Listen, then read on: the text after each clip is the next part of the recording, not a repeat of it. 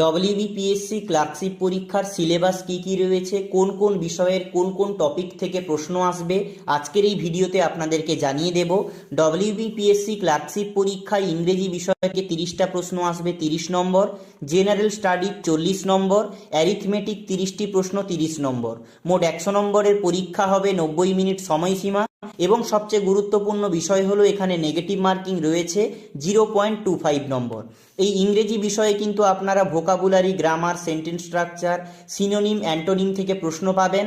এবং general studies বিষয়ের মধ্যে থাকবে ইতিহাস, ভূগোল, বিজ্ঞান, কারেন্ট অ্যাফেয়ার্স, সংবিধান, অর্থনীতি।